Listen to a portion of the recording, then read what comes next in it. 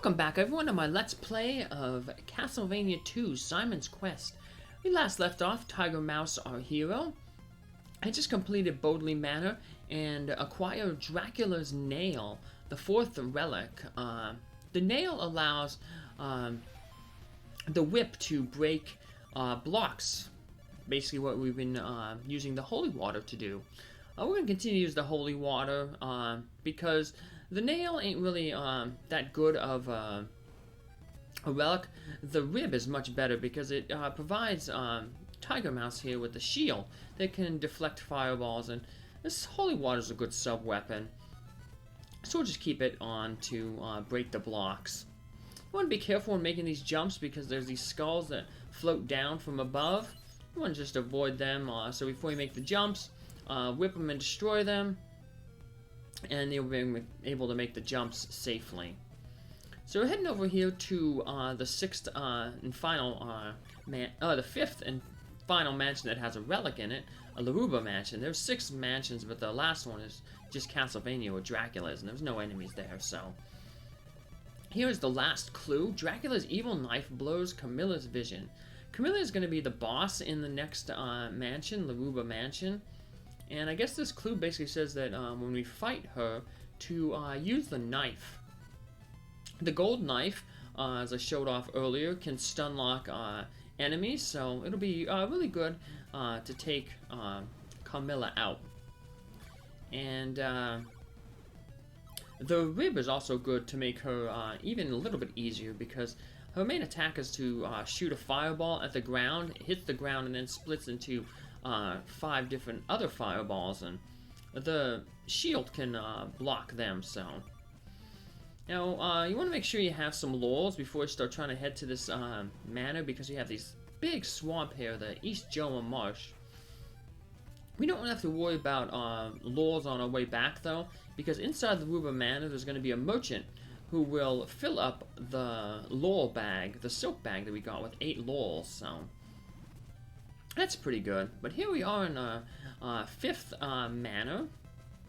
This one, Laruba Manor, has a level cap of 6. So right now we're level 4, so we'll be able to get both of the levels, the final levels here in this manor. So might as well do it now here, and that way we'll be ready to go. Now you could get some the remaining level 6 if we just kept with the same schedule, getting 1 level per manor. Could get the level 6 on the way to Castlevania, but you know, you never know if you'll defeat enough enemies on the way there. So you might as well do it here in the manor. Once again, remember, manors are the best place to grind because time doesn't shift or move forward in the manor, so it won't affect your days. Remember, you have to beat the game in under 8 days in order to get the best ending. So 3 endings are under 8 days, between 8 and 16 days, and then over 16 days. I'll show them all off in the final episode, but for now we're just obviously aiming for the best ending, the quickest ending. So because of that, we're just going to, you know, do all our grinding that we need to inside the mansions. So this mansion is I guess not really weird, but I guess it's unique in the sense that it doesn't have any of the Dracula's clues. The final one that we got was outside there. And the relic in here isn't a part of Dracula's body. We've gotten his rib, his heart, his eye, and his nail. But the relic that we're going to get here is his ring. So yeah, it's not a body part. It's, I guess, something that he wears on a body part. So there's also going to be a second item that we have to get in this that we get when we defeat Carmilla, the boss. Like the relics, this item is necessary to defeat the game. It's the cross. In most Castlevanias, the cross is a sub-weapon. In this one, it's just going to be kind of the access key to allow us into Castlevania. So there's some like blocks that block the way to get to Castlevania, and the cross will allow us to break those blocks. So we could have headed down, but if we would have headed down, we would have went to where the relic is. But first we're going to head over to the left here. And we get the merchant who gives us 8 laurels. Only he or she would only give 4 if we didn't have the silk bag. But since we got the silk bag from the stranger, we'll get a full amount of 8. So we're actually going to use 1 here, because these spikes can be pretty tricky to navigate past. So we'll just use 1 laurel, get through, and after you activate that laurel, talk with the merchant again, and they'll give you another laurel to refill your bag. Yeah, every time you talk with that merchant, they will give you a full bag. So, and those bags will help us cross the swamp back, and also move. You don't have to go over to the west anymore, but I'm going to do it just to show off what's there. But so here is Carmilla, the boss here. Very easy, just like the Grim Reaper was. She just moves around in a pattern, in a circular pattern. So if you stay away, you'll be able to jump straight up, whip. As long as you have the rib equipped, you won't take any damage. Because when she cries out these fireball tears, maybe that's where they get the bloody tears. That's the name of the song that plays in the overworld during the daytime. Maybe that's where they get that name from. But yeah, they just split, and the rib will take care of the fireball. So let's pull out our oak stake, destroy the ball here, and pick up the 5th and final relic, Dracula's ring. Dracula's ring has no known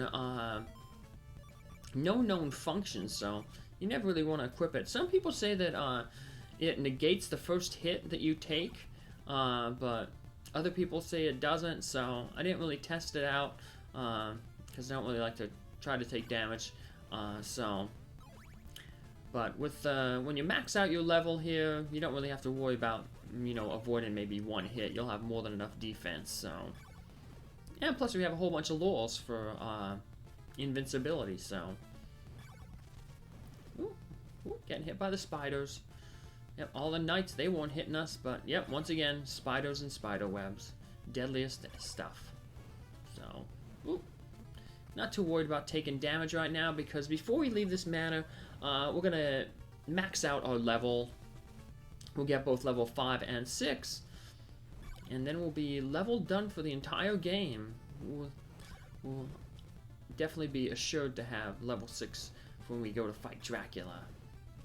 Yeah, you don't have to buy another oak stake here, but, I have nothing else to spend my hearts on, and I kind of have a little bit of OCD, so I want to fill up my inventory, so fill up that, get that last oak stake. You won't need it when you fight Dracula, but I like to just have that full inventory. When I was a kid and I first played this game, you didn't have the internet, you didn't have,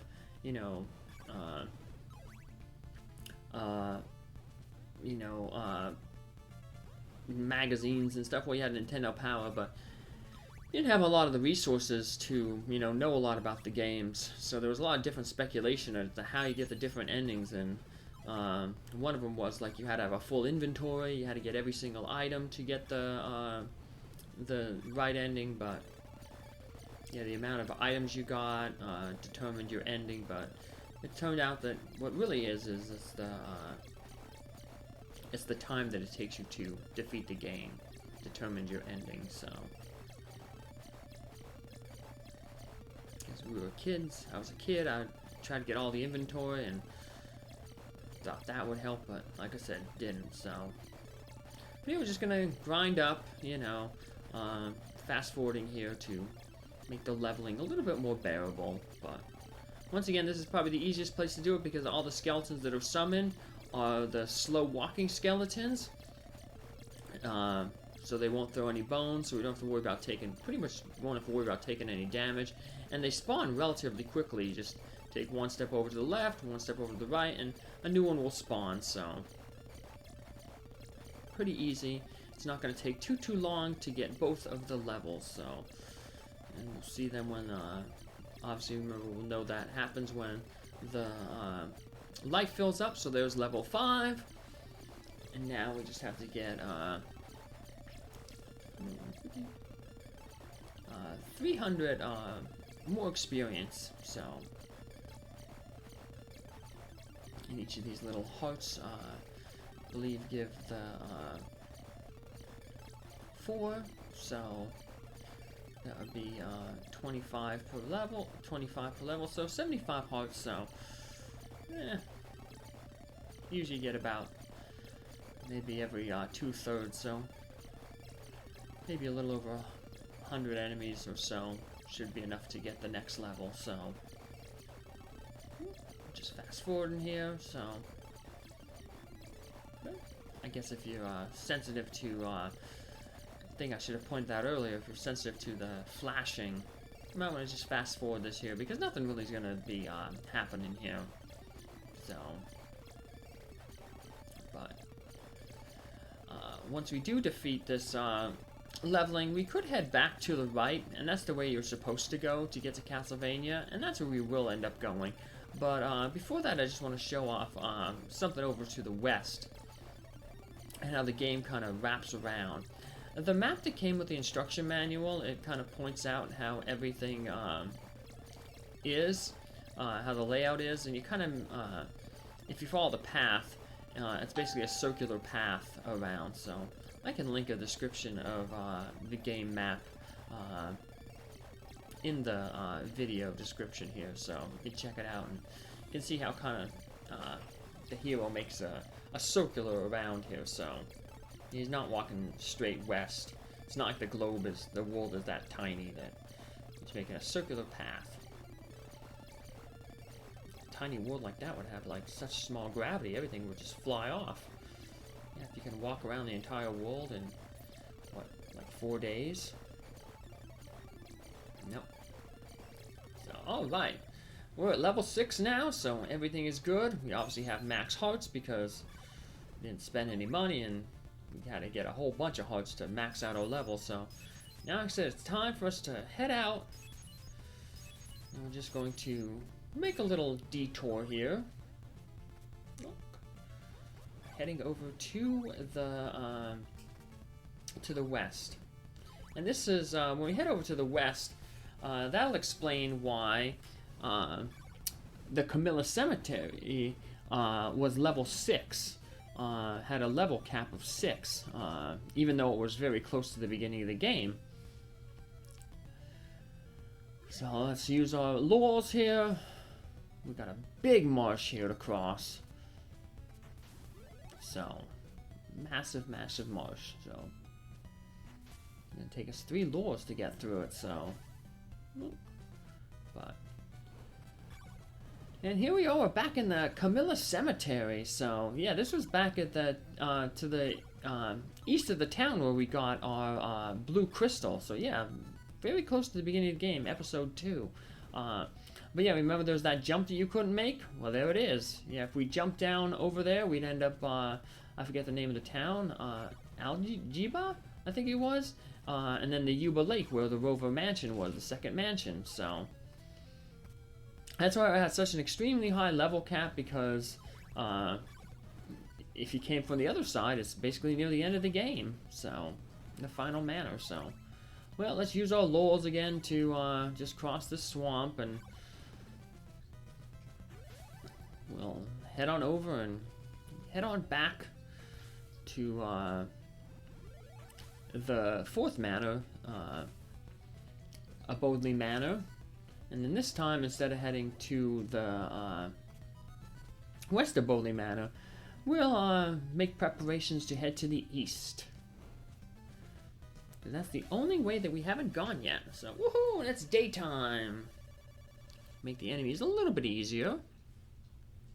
Not that I really worried too much about the enemies with these laws that we have here, but if you didn't have the laws, it would make these mud monsters that come out and shoot fireballs at you easier to defeat. Make them only take 1 hit rather than 2. So this little section of swamp is small enough that we don't have to waste a laurel on it. So These firemen now only take one swing to defeat. So it's kind of weird that you defeat, I guess the old adage, fight fire with fire. Defeating firemen with a whip made of fire.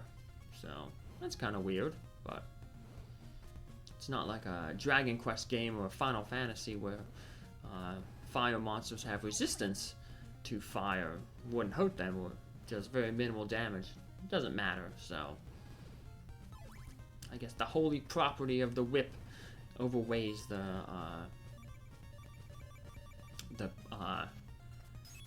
fire elemental. So yeah, some games are like that where if you have a weapon that does like 2 types of damage and an enemy resists the one type, the type that it doesn't resist will take precedence. So let's head on over here and very close to Bodley Manor. Now we're going to, instead of heading over to the west, we'll head over to the east. We got a few more towns to take care of over here. There's a sinister name, the Wicked Ditch. So, but these harpies, if they land on the ground, they turn into like people. So that actually makes them a little bit easier than the bird enemies, because they just stay in the air and are a little bit harder to target. So here we are, we're up in a new town, and that's where we'll pick up in our next episode. Take care, have a good day. Bye!